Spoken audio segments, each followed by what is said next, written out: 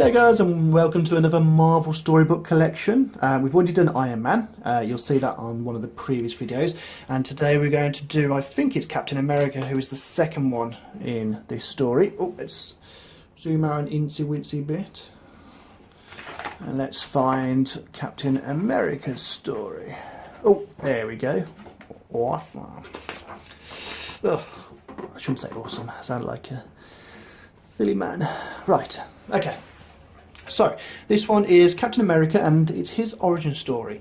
So I think it's all the Avengers origin stories. Right. Before you were born, in fact long before even the oldest person you know had been born, a peaceful little island sat just off the mainland of a place that was called different things by all the different people who lived there. As time went on, more and more people came to this little island.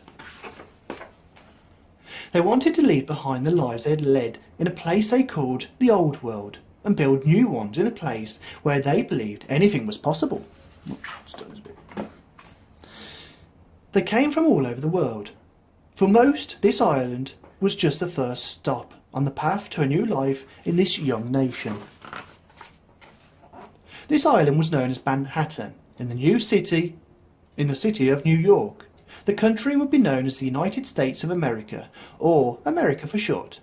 Before America was even 200 years old, it was called upon to fight alongside other countries in a terrible war that was destroying the world.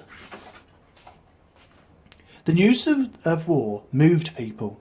It seemed like everyone in the country wanted to join the army to help, including a young man named Steve Rogers. Steve had been upset about the war for some time. Now that America was involved, he could do something about it. Soon, Steve was in a long queue of men waiting to be examined. If the men passed, they would be deployed to war. Steve waited his turn. Every man so far had passed. Steve was confident he would too. But after examining Steve, the doctor told him that he was in no shape to join the army. But then he told him there was another way to get into the army. He handed Steve a file marked Classified Project Rebirth. The doctor told Steve that if the experiment worked, he would be able to join the army. Steve said he would try anything to become a soldier. The doctor called in a general named Chester Phillip. General Phillip was in charge of Project Rebirth. The general led Steve down a hidden hallway to a secret exit. Soon the two men were crossing the bridge into nearby Brooklyn. They arrived in an antique shop in a run-down, dangerous-looking area. An old woman let them in and then led them downstairs. But the shopfront was not an antique shop at all. It was a cover for an underground lab. And the owner was not an old woman, but a secret agent. Secret agent. General Phillip introduced Steve to the project's lead scientist, Dr. Erskine. He told Steve that the supersoldier serum, combined with the Vita rays, would transform him from frail and sickly into America's first Avenger. The experiment was a success. Wow. But before Steve, General Phillip or anyone else in the lab could notice, an enemy spy who had been working in the lab attacked.